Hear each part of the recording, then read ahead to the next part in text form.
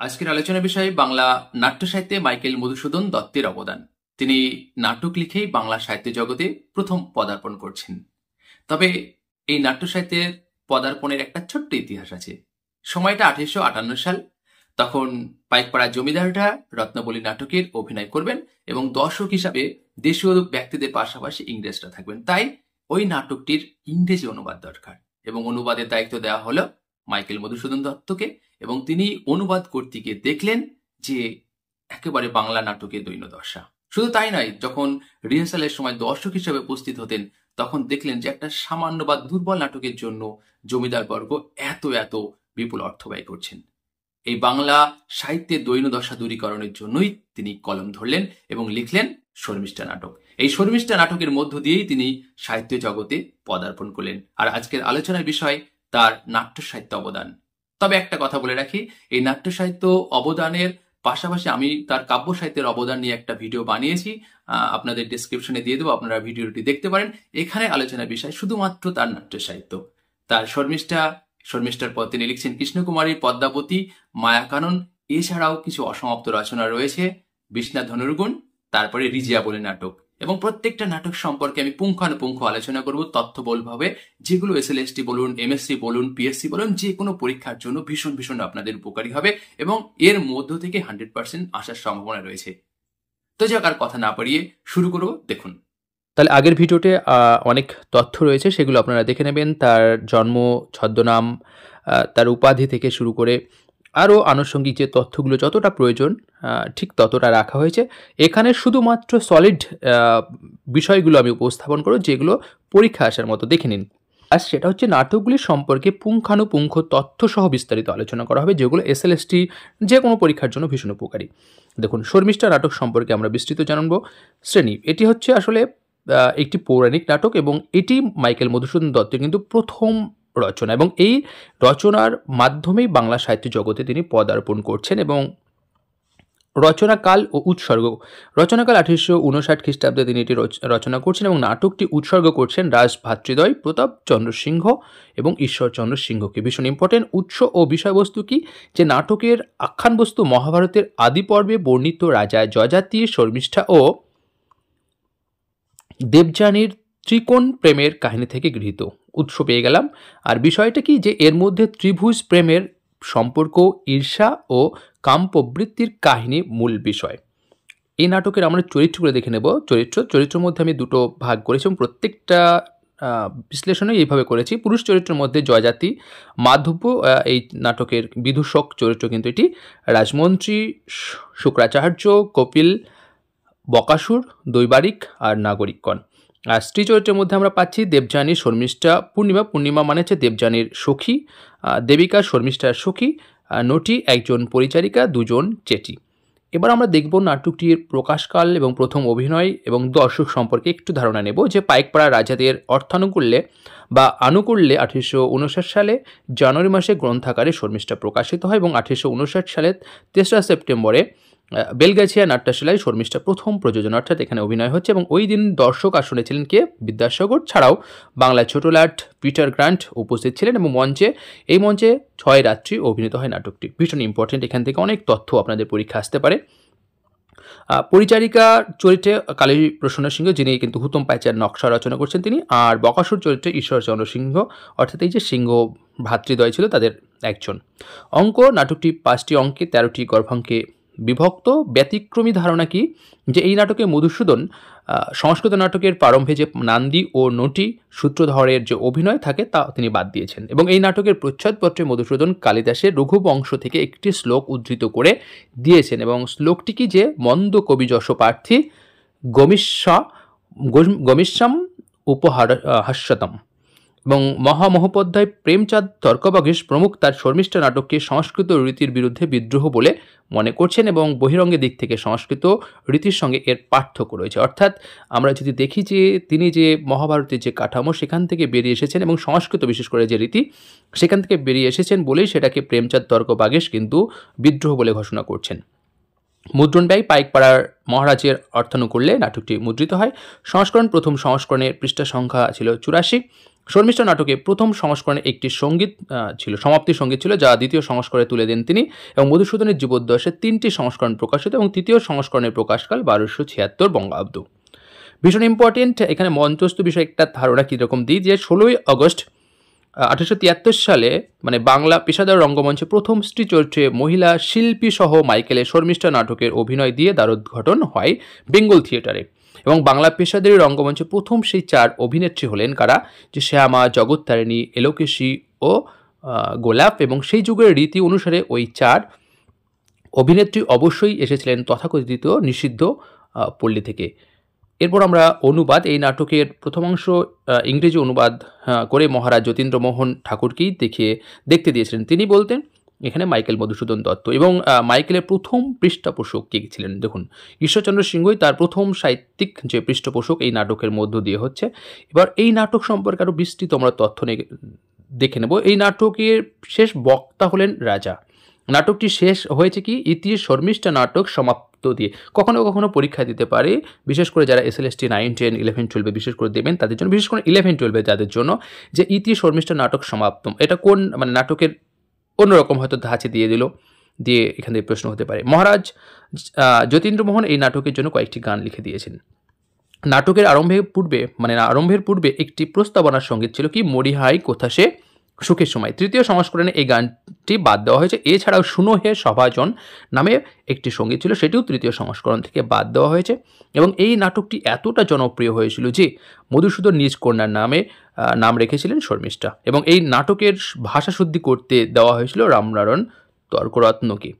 আর বিশেষত্ব কি এই নাটকটি, এইটি বাংলা সাহিত্যে প্রথম রোমান্টিক নাটক, অর্থাৎ শর্মিষ্ঠা। এটি আধুনিক পাশ্চাত্য শৈলীতে রচিত প্রথম বাংলা নাটক এবং বাংলা সাহিত্যে সর্বপ্রথম মৌলিক পৌরাণিক নাটকও এটি, অর্থাৎ শর্মিষ্ঠা সম্পর্কে এত তথ্য। আরেকটু দেখে নিই যে হিন্দু পেট্রিয়ট পত্রিকা এই নাটকের অভিনয়ের সমালোচনাকালে মন্তব্য করেছিলেন যে the drama is based on a classic story of the Mahabharata illustrating with great effect to very interesting moral of human life। আর এই নাটকটিকে ক্ষেত্রগুপ্ত মহাশয় রোমান্টিক কমেডি বলে অভিহিত করেছেন। এ তো জাস্ট শুধু তথ্যের ভাণ্ডার আপনারা বলতে পারেন, কারণ আপনারা দেখতেই পাচ্ছেন যে কত এখানে তথ্য রয়েছে। এরকম প্রত্যেকটা নাটক সম্পর্কে তথ্য রয়েছে যেগুলো এর বাইরে পরীক্ষায় আসবে না, গ্যারান্টি দিতে পারা যায়। দেখুন এবার প্রহসন একে কি বলে সভ্যতা এবং প্রহসন সম্পর্কে আমরা বিস্তৃত দেখে নেব। যে রচনাকাল শর্মিষ্ঠার পরে 1859 সালে মাঝামাঝি রচনা করেন একে কি বলে যে প্রহসনটি, এবং প্রকাশকাল 1860 খ্রিস্টাব্দ।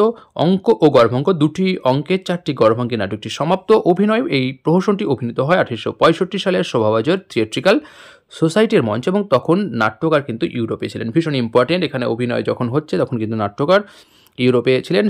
প্রথম সংস্করণে একে কি বলে সভ্যতা পৃষ্ঠার সংখ্যা ছিল 38টি, এবং একে কি বলে সভ্যতার শেষ 4 পৃষ্ঠায় এই গ্রন্থে যে সমস্ত ইংরেজি শব্দ ব্যবহৃত হয় তার বাংলা প্রতিশব্দ দেওয়া হয়েছিল, এবং পরবর্তী সংস্করণে এই অংশ পরিত্যক্ত হয়। নাটকটার বিষয়বস্তু কি, এই নাটকে নব্য যুবকদের কয়েকটি সামাজিক দোষ এই নাটকের মাধ্যমে তুলে ধরা হয়েছে। কি মদ্যপান, গণিকাসক্তি, কুখাদ্য খাওয়া এবং স্বাধীনতার নামে বিশৃঙ্খল যে জীবনাচরণ। চরিত্রের মধ্যে আমরা দেখে নেব পুরুষ চরিত্র আর নারী চরিত্রে কারা আছে। পুরুষ চরিত্রের মধ্যে হচ্ছে কর্তামশাই, নবকুমার বাবু, কালীনাথ বাবু যিনি নাটকের প্রথম বক্তা, এটা আমি আলোচনা করিনি, এখানে আলোচনা করে দিলাম।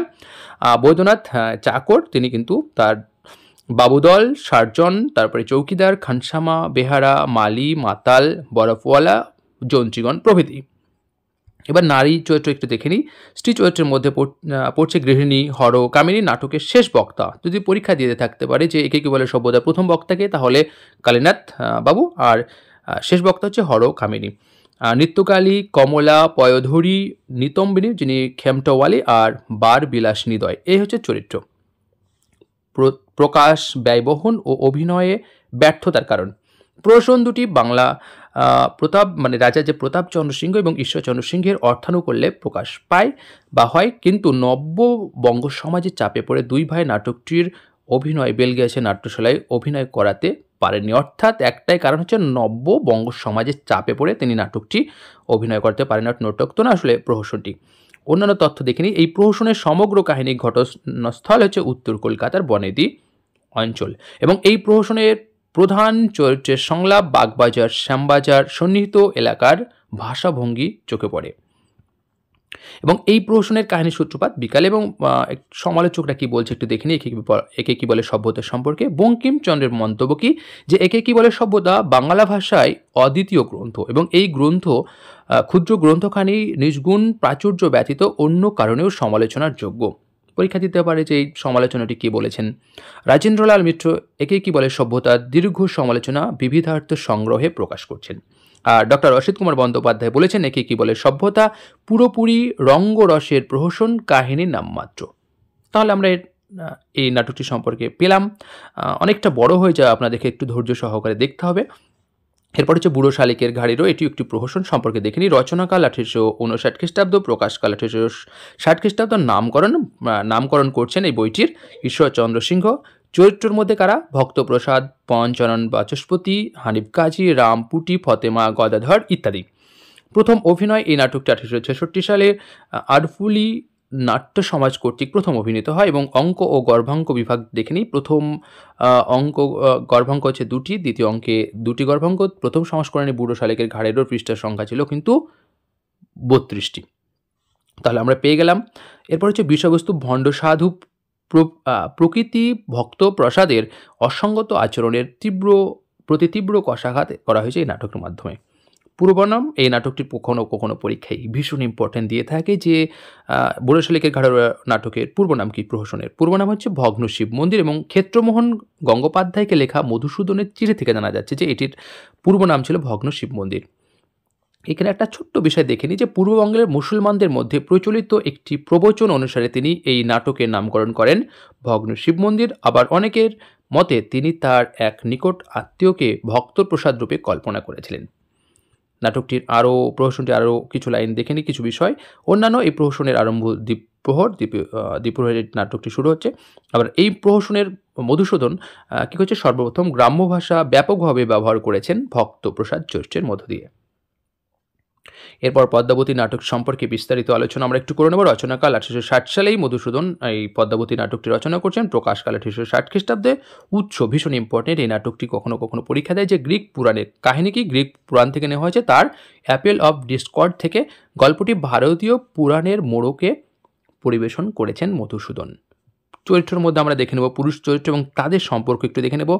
ইন্দ্রনীল তিনি কিন্তু রাজা, মানবক হচ্ছে বিদূষক এই পদ্মাবতী নাটকের। রাজমন্ত্রী দেবর্ষী নারদ, মহর্ষি অঙ্গিরা, মাহেশ্বরীপুরীর রাজকুঞ্চুকি, আর তারপরে পুরোহিত, কলি, সারথী, নাগরিকগণ ও রক্ষকগণ। এটা হচ্ছে কুঞ্চুকি হবে, হ্যাঁ কুঞ্চুকি। আর হচ্ছে স্ত্রী চরিত্রের মধ্যে শচী দেবী, মুরলা দেবী, রতি দেবী, পদ্মা দেবী, বসুমতী যিনি সখী, মাধবী হচ্ছে পরিচারিকা, গৌতমী এটা হচ্ছে তপস্বিনী হবে, দুঃখিত তার জন্য, রম্ভা হচ্ছে অপ্সরী। এরপর আমরা প্রভাবগুলো দেখে নিই এই নাটকটি কোন নাটকে কার দ্বারা কী প্রভাবিত হয়েছে। গ্রিক পুরাণের জুনোর দ্বারা প্রভাবিত হয়েছে, শচীর চরিত্রের প্রভাব রয়েছে। প্যালাস থেকে মূর্জা এসছে, আর ভেনাস রতি চরিত্রে, আর হেলেন পদ্মাবতী চরিত্রে, এবং প্যারিস চরিত্রে ইন্দ্রনীল। অর্থাৎ জুনো চরিত্র প্রভাবে পড়েছে শচী চরিত্রে, প্যালাস চরিত্রের প্রভাব পড়েছে মুরজা চরিত্রে এরকম। আর এই নাটকের সংস্কৃত নাট্যরীতির প্রভাব কিন্তু খুবই অল্প, এবং ইউরিপিডিসের ট্রোজান ওম্যান নাটকের পরোক্ষ প্রভাব এই নাটকে পড়েছে। নাটকটির অঙ্ক এবং গর্ভাঙ্ক একটি দেখে নিই। নাটকটি 5 অঙ্কে 9টি গর্ভাঙ্ক রয়েছে। প্রথম অঙ্কে কোনো গর্ভাঙ্ক নেই, দ্বিতীয় অঙ্কে 2টি, তৃতীয় অঙ্কে 2টি, চতুর্থ অঙ্কে 3টি এবং পঞ্চম অঙ্কে 2টি গর্ভাঙ্ক আছে।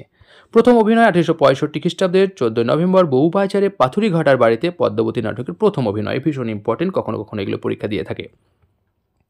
এবার আমরা সংস্করণ সম্পর্কে দেখে নিই যে পদ্মাবতী নাটকের প্রথম সংস্করণের পৃষ্ঠার সংখ্যা ছিল 78টি। মধুসূদনের জীবদ্দশায় পদ্মাবতী নাটকের 3টি সংস্করণ প্রকাশিত হচ্ছে। তৃতীয় সংস্করণের প্রকাশকাল 1269 বঙ্গাব্দ। পদ্মাবতী নাটকের প্রাসঙ্গিক তথ্যগুলো দেখে নিই যে এটি তার রচিত দ্বিতীয় নাটক। এই নাটকের প্রথম অঙ্কের ঘটনাস্থল বিন্দুগিরি দেব উপবনে। এই নাটকের প্রথম বক্তা হলেন রাজা। এটি পৌরাণিক নাটক। যার ঘরে জনমে দুহিতা এ যাতনা ভোগিসে, বাংলা ভাষায় প্রথম অমিত্রাক্ষর ছন্দের কবিতা, এবং এটি কিন্তু এই নাটকেই ব্যবহৃত হয়েছে। এবং 5টি দেব চরিত্র এই নাটকে স্থান পেয়েছে। কলি এই নাটকের সবচেয়ে বিশিষ্ট চরিত্র। এই নাটকের তৃতীয় অঙ্কের প্রথম গর্ভাঙ্ক দৃশ্যের পরিচালনায় শকুন্তলা নাটকের প্রথম অঙ্কের প্রভাব পড়েছে। নাটকটি বেলগাছিয়া নাট্যশালার জন্য লিখিত এবং এই নাটকে তিনি কুঞ্চকী, কলি, দেবদেবী ও নারদের মুখে কিছু সংলাপে অমিত্রাক্ষর ছন্দের ব্যবহার করেছেন। আর এই পদ্মাবতী নাটকে মধুসূদন প্রথম চতুর্থ অঙ্কের প্রথম ও দ্বিতীয় গর্ভাঙ্কে অমিত্রাক্ষর ছন্দের ব্যবহার করছেন। অর্থাৎ কোন অঙ্কে, যে চতুর্থ অঙ্কের প্রথম ও দ্বিতীয় গর্ভাঙ্কে তিনি কিন্তু অমিত্রাক্ষর ছন্দ ব্যবহার করছেন। এই নাটকটি প্রথমে আদ্যপান্ত গদ্যে রচিত হয়েছিল, ভীষণ ইম্পর্টেন্ট, পরে অমিত্রাক্ষর ছন্দ যোগ করা হয়েছে। এবং এই নাটকটিকে ইংরেজি ট্র্যাজিক কমেডির ধাঁচে করেছেন মিলনাত্মকার। এটি কিন্তু মিলন এই নাটকের মাধ্যমে দেখানো হয়েছে। আর নাট্য সমাপ্তিতে যে সমাপ্তি সংযোজন, সঙ্গীত সংযোজন, সংস্কৃত নাট্যরীতি এই নাটকে কিন্তু ব্যবহৃত হয়েছে। একেবারে যে তিনি পাশ্চাত্য আদর্শের দ্বারা প্রভাবিত হয়ে রয়েছে তা নয়, কিন্তু আমাদের দেশীয় দ্বারা প্রভাবিত হয়েছেন। সমালোচকদের মন্তব্য কি? মধুসূদনের জীবন চরিত্রকার যোগেন্দ্রনাথ বসুর মতে শর্মিষ্ঠা ভারতীয় পৌরাণিক ঘটনা অবলম্বনে রচিত হইয়াছিল, তাহা দ্বিতীয় নাটক পদ্মাবতী গ্রিক পুরাণের ছায়াপাতে রচিত হইয়াছে। সংবাদ পূর্ণচন্দ্রোদয় পত্রিকায় এই নাটকের কাহিনী ভাগের নিন্দা করেছেন। আর আশুতোষ ভট্টাচার্য পদ্মাবতী নাটকটিকে মধুসূদন দত্তের নিকৃষ্টতম নাট্য রচনা বলেছেন। শুধু তাই না, আশুতোষ ভট্টাচার্য আর একটা কথা বলছেন, ইহা স্ত্রী চরিত্র সর্বস্ব নাটক বলছেন। কিন্তু পরীক্ষা দিতে পারে যে পদ্মাবতী নাটক সম্পর্কে কে মন্তব্য করেছেন যে ইহা স্ত্রী চরিত্র সর্বস্ব নাটক। এবার তার সুভদ্রা মানে অসমাপ্ত নাটক একটু সম্পর্কে একটু দেখে নিই। এগুলো সম্পর্কে খুব একটা কোথাও কোনো তথ্য পাওয়া যায় না, যতটা পেরেছি আমি আপনাদের জন্য উপস্থাপন করছি এখানে। এই নাটকের উৎসটা দেখুন, মহাভারতের উপাখ্যান নিয়ে তিনি এই নাটকটি রচনা করছেন। বেলগাছে নাট্যশালায় অভিনয়ের জন্য তিনি এই নাটকটি লিখছেন। আর আগাগোড়া অমিত্রাক্ষর ছন্দে প্রথম অঙ্ক রচনা করে বেলগাছিয়ার যে নাট্যশালার অভিনেতা কেশবচন্দ্র গঙ্গোপাধ্যায়ের কাছে পাণ্ডুলিপি পাঠিয়ে দিলেন। দ্বিতীয় অঙ্ক রচনা করেও পাঠিয়ে দিলেন, কিন্তু কেশবচন্দ্র এটিকে নাটক না বলে নাট্যকাব্য অভিহিত করলেন। এবং এরপর মধুসূদন দত্তের মধ্যে একটা সংশয় দেখা দেয় এবং অভিনয় হওয়ার সম্ভাবনা না থাকায় তিনি এই নাটকটি আর রচনা করলেন না। পদ্মাবতী নাটক রচনার পর তিনি এই নাটকটি রচনা করছেন কিন্তু সুভদ্রা। এরপর হচ্ছে রিজিয়া, এটিও অসমাপ্ত নাটক। এই সম্পর্কে একটু তথ্য দেখে নিই। রিজিয়া আনুমানিক কিন্তু 1849 সালে এটি লিখছেন এবং মুসলমান চরিত্র অবলম্বনে বাংলা ভাষায় সর্বপ্রথম পূর্ণাঙ্গ নাট্য রচনার প্রয়াস এটি। কিন্তু তার আগে কিন্তু কেউ মুসলমান চরিত্র নিয়ে লিখছেন না এবং কেশবচন্দ্র গঙ্গোপাধ্যায়ের মতো ব্যক্তিদের অনুমোদন না পায় এটিও অসমাপ্ত, অর্থাৎ ভরসা পাচ্ছেন না। বা যারা যে সিংহ ভাতৃদ্বয় যারা ছিলেন তারাও অতটা মুসলিম চরিত্র দিয়ে নাটক করলে হয়তো জনপ্রিয়তা পাবে না, হয়তো এই কারণে তারাও সেইভাবে তাদেরকে উৎসাহ দেখাচ্ছে না বলেই কিন্তু মধুসূদন দত্ত আর এই বিষয়ে এগোননি। আর উৎসকে এই নাটকটি উৎস হচ্ছে পাঠান ইতিহাস থেকে তিনি কাহিনী নিচ্ছেন। আর মধুসূদনের প্রথম ইংরেজি ভাষায় মানে রচিত নাটক Razia, the empress of India. আর মাদ্রাজে থাকাকালীন তিনি নাটকটি রচনা করছেন। এটি কিন্তু অমিত্রাক্ষর ছন্দে লেখা এবং এটি কিন্তু একটা ঐতিহাসিক নাটক। আর নাটকটি ইউরেশিয়ান পত্রিকায় প্রকাশিত হচ্ছে এবং নাটকটি রচিত হলে এটি বাংলা ভাষায় পাশ্চাত্য আদর্শে রচিত সর্বপ্রথম নাটক হতো। কারণ দেখুন এখানে 1849 সাল যে কথা বলা হয়েছে, কারণ তিনি প্রথম শর্মিষ্ঠা নাটক 1859 সালে লিখছে, 10 বছর আগে কিন্তু এটি লেখা। তাই বলছে এটি কিন্তু বাংলা ভাষায় পাশ্চাত্য আদর্শে রচিত সর্বপ্রথম নাটক হতো যদি এটা কমপ্লিট হতো। এবার তার বিখ্যাত নাটক কৃষ্ণকুমারী সম্পর্কে একটু দেখে নেব। রচনাকাল নাটকটি 1860 সালে রচিত হয় এবং তবে নাটকটি লিখতে সময় লেগেছিল 1 মাস, মানে 1860 সালের 6 সেপ্টেম্বর থেকে 6 আগস্ট থেকে 7 সেপ্টেম্বর পর্যন্ত। পৃষ্ঠার সংখ্যা ছিল 115। প্রকাশকাল এটি প্রকাশিত হয়েছে 1861 সালে। উৎসর্গ হচ্ছে কেশবচন্দ্র গঙ্গোপাধ্যায়কে। নাটকটি ব্যয়বহন করছেন মহারাজ যতীন্দ্রমোহন ঠাকুর। আর শ্রেণীকে এটি একটি ঐতিহাসিক নাটক। এই নাটকের পুরুষ চরিত্র এবং স্ত্রী চরিত্র দেখব এবং তাদের পরিচয় দেখে নিই। ভীমসিংহ কিন্তু উদয়পুরের রাজা, তার পরিচয়। বলেন্দ্র সিংহ উদয়পুরের রাজার যে ভীমসিংহের রাজভ্রাতা কিন্তু। সত্যদাস রাজমন্ত্রী, জগৎ সিংহ হচ্ছে জয়পুরের রাজা, নারায়ণ মিশ্র হচ্ছে রাজমন্ত্রী, ধনদাস হচ্ছে রাজ সহচর, ভৃত্য, রক্ষক, দূত আর হচ্ছে সন্ন্যাসী, এইগুলো হচ্ছে পুরুষ চরিত্র। স্ত্রী চরিত্রের মধ্যে পাওয়া যাচ্ছে অহল্যা দেবী, তিনি কিন্তু ভীমসিংহের পাটেশ্বরী অর্থাৎ ভীমসিংহের স্ত্রী অর্থাৎ কৃষ্ণকুমারীর মা। কৃষ্ণকুমার হচ্ছে ভীমসিংহের কন্যা। আর তপস্বিনী, বিলাসবতী, মদনিকা, এরা হচ্ছে বিলাসবতী মদনিকা আর হচ্ছে কৃষ্ণকুমারীর বান্ধবী বলতে পারে বা সখী। উৎস কেশবচন্দ্র গঙ্গোপাধ্যায়ের অনুরোধে তিনি নাটকটি কাহিনী উইলিয়াম টডের annals and antiquities of Rajasthan নামক গ্রন্থ থেকে তিনি সংগ্রহ করছেন এবং কিন্তু কেশবচন্দ্রের অনুরোধে কিন্তু তিনি নাটকটি লিখছেন। কারণ অলরেডি রিজিয়া যখন তিনি লিখছেন তারপরেই কিন্তু পাঠান কাহিনীকে বাদ দিয়ে এইখানেই রাজস্থান কাহিনী নিয়ে লিখতে অনুরোধ করেছিলেন, তারই ফল এটা। বিষয়বস্তু কৃষ্ণকুমারীর আত্মত্যাগ এই নাটকের মূল বিষয়। চরিত্রের মধ্যে আমরা এখানে দেখে নিই একটু, অলরেডি একবার চরিত্র করেছি আর দরকার নেই এটি। এরপর হচ্ছে অঙ্ক গর্ভাঙ্ক। নাটকটি কাহিনী 5 অঙ্কে 14টি গর্ভাঙ্কে বিভক্ত। প্রথম অঙ্কে রয়েছে 2টি, দ্বিতীয় অঙ্ক রয়েছে 3টি, তৃতীয় অঙ্কে 3টি, চতুর্থ অঙ্কে 3টি, পঞ্চম অঙ্কেও 3টি রয়েছে। গর্ভাঙ্ক রয়েছে। প্রথম অভিনয় 8ই ফেব্রুয়ারি 1867 সালে শোভাবাজার নাট্যশালায় নাটকটি প্রথমবার অভিনীত হয়। সংস্করণ মধুসূদন দত্তের জীবিত অবস্থায় নাটকটির 3টি সংস্করণ প্রকাশিত হচ্ছে এবং শেষ সংস্করণ 1276 বঙ্গাব্দে এবং পৃষ্ঠা সংখ্যা ছিল 118।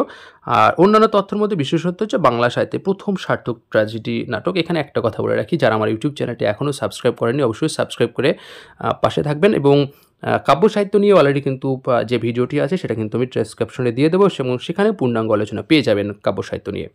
এটি মধুসূদন দত্তের সর্বশেষ এবং শ্রেষ্ঠ নাটক। নাটকটি পাশ্চাত্য আদর্শে রচিত, বাংলা ভাষায় লেখা প্রথম মৌলিক নাটক, বাংলা সাহিত্যের সংস্কৃতি রীতির আদর্শমুক্ত সর্বপ্রথম নাটক, বাংলা সাহিত্যের প্রথম ঐতিহাসিক নাটক।